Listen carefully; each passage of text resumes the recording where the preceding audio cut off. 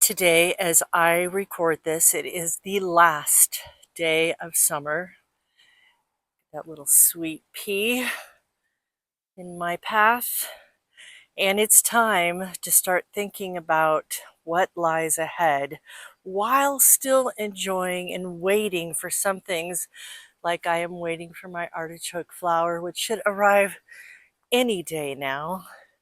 And one of the things that has arrived, finally, after waiting for it all summer long, are the asters are here and just blooming beautifully over here in this back bed. And the bees are loving it. I decided to put it in this back corner because it just waits all summer to bloom, and it's a pretty large plant. So we transplanted it this summer and it is doing quite nicely. We actually did that in the spring, but that brings me to the point of what we're going to talk about today is transplanting. Look at the tomatoes. Another harvest of tomatoes today is going to happen too. But when do you transplant? When is the best time? Fall is a great time for perennials because of a variety of reasons. And one is that they're cooler temps, so it reduces the stress of the move and the transplant. And in our area here right now, we're supposed to get rain the next couple of days, so I'm really getting on it today because I have one bed in particular I'm going to share with you today, and that's my back bed here that has come a little overgrown with my Shasta daisies. So we're going to go through that, but let me just say the other reasons: your soil stays moister longer, right? Because you've got cooler days. The energy actually goes into the root of the plant. One of the plants I am transplanting today is this rose bush, and I have found a new home for it. I'll show you that in just a second. So it goes into the roots versus the flowers and the leaves, which gives it a head start for that spring growth. Look at these. Autumn Joy is so lovely. So head start for spring growth, and then it's really the best time of year for perennials, shrubs, trees, etc. So take a look around and see. The other thing that I like doing it at this time of year, because you know where everything is. Because for me, I'm going to head over here and show you where I'm going to be moving some of those. The rose bushes coming over here. This bed has really been taken over by this loose strife. Let me back up here a little bit. It's a beautiful flower. I'll put a picture of it here so you can see what it looked like in full bloom. My delphiniums are coming back, and I've even got some new cosmos coming up. But I'm going to get rid of some of these loose strife because it's taken over this bed. I actually have one more little, if it gets a chance to bloom, it doesn't always get a chance. Oh my gosh, what is this called? My brain went blank, as it seems to do when I turn on the camera. So I'm going to go ahead and put the name right there, but that is still to bloom yet. So my job today is to cut back all this loose strife, open up this bed. I've got another delphinium that's, trying for the sunlight there, and a variety of other plants that I'm going to move all around. And Abby might help me. What do you think, Ab? We've still got lots of apples up in our tree up above here, which I'm also going to get to today because their time has come as well. Look at how red they're getting. So beautiful. So let me get to it. I will share a little bit of it with you here, and away we go.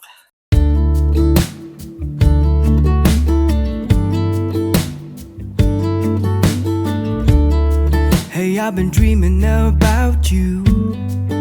Every night I see you clear as day. Important part is to get the roots out. Look at this. Those loose strife are well embodied into this planter, to be sure. It's time that they go. Not all of them necessarily, There's but a good something amount of them. about the way you make me feel, 'cause I can't concentrate anytime you're beside me. Yeah, it's what you do to me.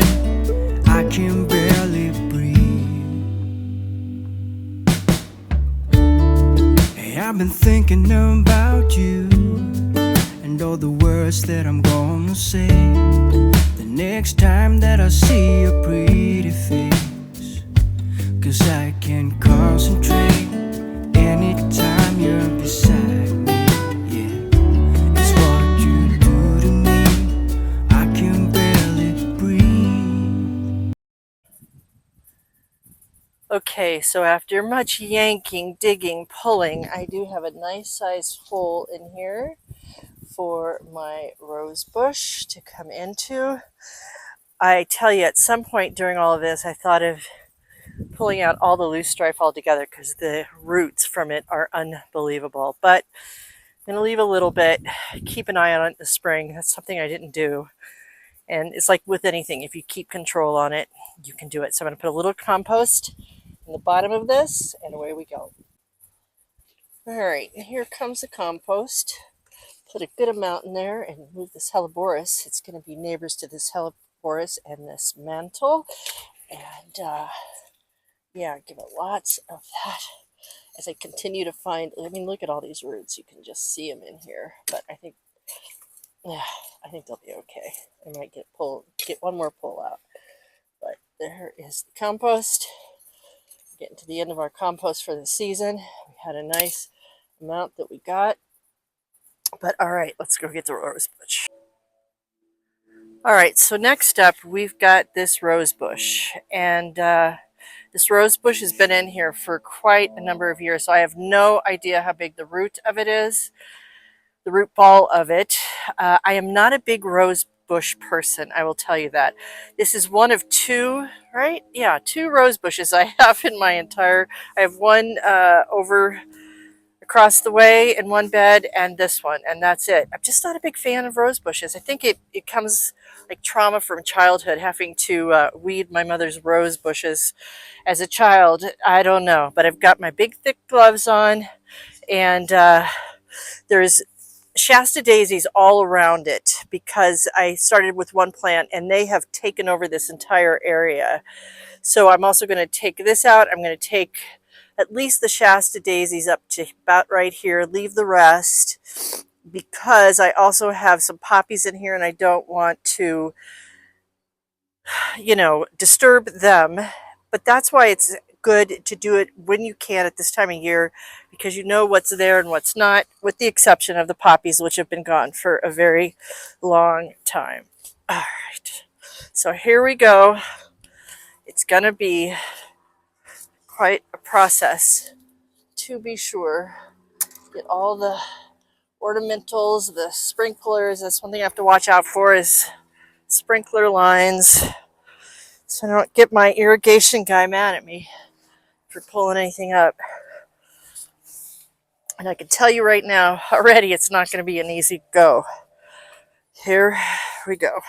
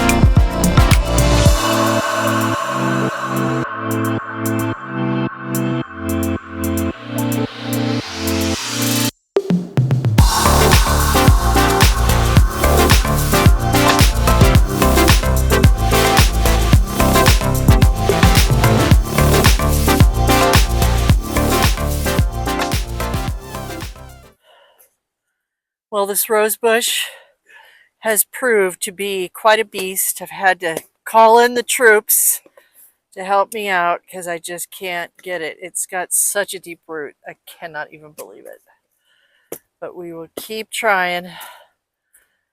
Yeah, unbelievable. Well, we got it out, and it's just unbelievable.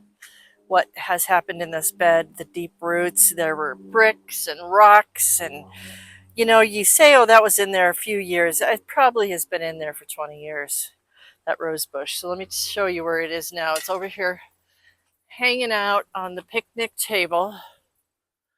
And let me get the camera set up here just to show you. That is the roots of it. And I'm going to go ahead, keep in mind, I'm just going with my intuition on this, but I'm going to cut back some of these longer roots. I mean, we actually had to cut off a humongous root at the very bottom. That was incredible, but many thanks to my hubby for coming in at the end and helping me out. And let's get my gloves back on and get it over where it's going. Whew, I gotta say, between the roots in this bed and the roots in the rose bed that it was in, I feel like I wrestled an alligator today. It has been quite a process, but I'm gonna set this up. Hold on a second, let me move a few things. Whew, all right, so, and the thing that I will say too is that I know there's a lot of discussion about leave the roots in, but some roots gotta go because otherwise your bed just ends up with roots and there's no room for new roots to grow. So I'm a little mixed on all of that, but I'm gonna go ahead and put a bunch of compost in the bottom of this. I'm also gonna put a little organic rose food in there, rose and flower food, and get a little bit of that in there. Then I'm going to water it in because it's pretty dry from all that pulling around. Got that happening. Let me go get the rose bush. And, man, roots. Roots, roots, roots. I'll be dreaming about roots tonight. Tell you that for sure. So here, again, is the rose bush. As it is, it even managed to keep a couple of roses on it. But let's see if this is deep enough, which I do believe it is not. Oh, yeah, yeah. All right, let me just dig down a little bit more. Okay, there we go. All right, and then we'll just fill her in. And I pray she makes it, but I don't know. I mean, that's just sometimes with transplanting. I think that's the thing you have to realize is that sometimes you make it and sometimes you don't. So let me keep doing this. And I think I'm actually going to make it a little deeper. It doesn't seem deep enough. Take it back out and do it all over again. Okay. Lay it on the grass. And where's my big shovel? Because you do want it deep enough, that's for sure. And sometimes you guesstimate it and you just don't get it right. All right. Get a few more roots out while I'm doing it, right? Oh my. Be ready for a cool drink of something. All right, so then let's try this again. Come on, darling. Let's put this. The roses towards the front. The current roses. There we go. Now this is. Oy vey, is what I gotta say.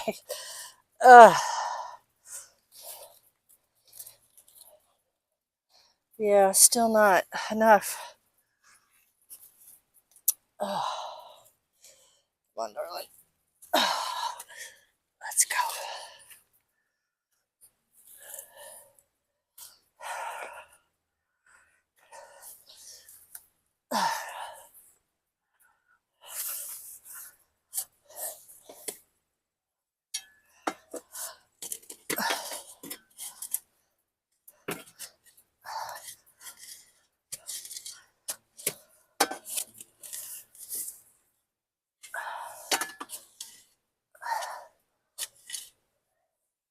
All right.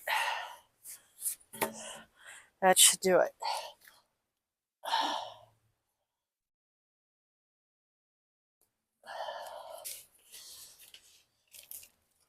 All right, so there we go. Put more compost in. More of the rose food.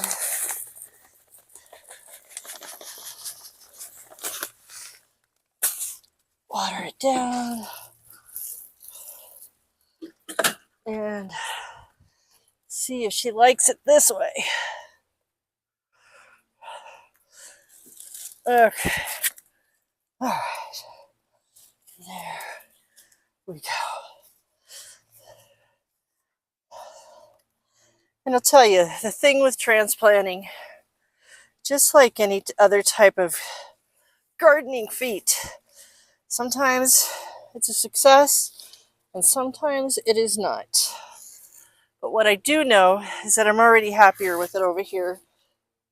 It was getting, during the summer months, it was getting just really squished in there with the um, Shasta daisies, even though I am putting some Shasta daisies in here and it's going to have to deal with that and the other invasives here, but we'll see what happens and we'll go from there. I'll come back when we're all done. I'm going to put in the daisies and bring it back. All right, my friends. Well, a couple of days have come and gone. The rain came as promised, and let me tell you, this bed gave me a run for my money, without a doubt. The roots were big, and there's many that I didn't get all the way out, but I will come spring. You know, you just get to the point where you say, come spring, I will do it. My neighbor took many of the daisies, which was awesome. And then let's take it over to where the transplant happened. And the rain was just perfect because it just, what do you need? Moisture when you're transplanting like that. But here is this bed now. It's much cleaner. I'm going to call it my moon garden because most of the plants in here, other than my delphinium, is which is bluish purple, and it only, really just comes to life a couple of times over the summer, or yeah, during the summer months. But the rose, I'm going to cut it back a little bit. It's doing all right, but the most important part is the leaves look really healthy, and that is all going good. So I'm feeling so much better about this bed. It's cut back. I got a little white pansy just to give some white color in here, and yeah, just one more step closer to getting the garden ready to go for the winter months ahead. Still doing really lovely.